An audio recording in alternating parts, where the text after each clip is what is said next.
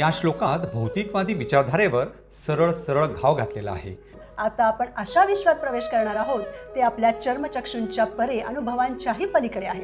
तर्क वितर्क थोडे बाजूला ठेवून श्रीकृष्णांच्या दृष्टीने या विश्वाकडे आपल्याला पाहावे लागेल, तरच ते आपल्याला समजेल. यालाच कृष्ण भावना भावी दृष्टी म्हणतात.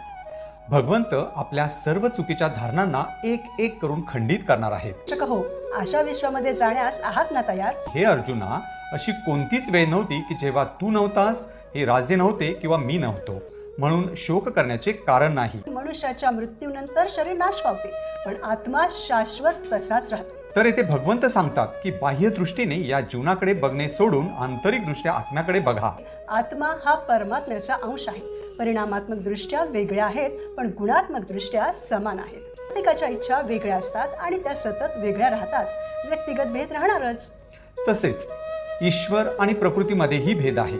प्रकृती ही जड गोष्ट आहे, तर ईश्वर भगवंत हे तिचे नियंत्रक आहेत. आपण हे शरीर नसून आत्मा आहोत, तर आत्मा शाश्वत असल्यामुळे त्याच्या नाशाची भीती नसल्यामुळे आपण निर्भय राहू. भगवंत जीव आणि प्रकृतीला नियंत्रित करतात, पण जीवाला स्वातंत्र्यही देतात. जे संतजन त्या भगवंतांना आत आणि बाहेर दोन्हीकडे पाहू शकतात, त्यांनाच परिपूर्ण आणि शाश्वत शांतीची प्राप्ती होते. तर प्रेक्षक हो, जीवनात आनंदी राहण्यासाठी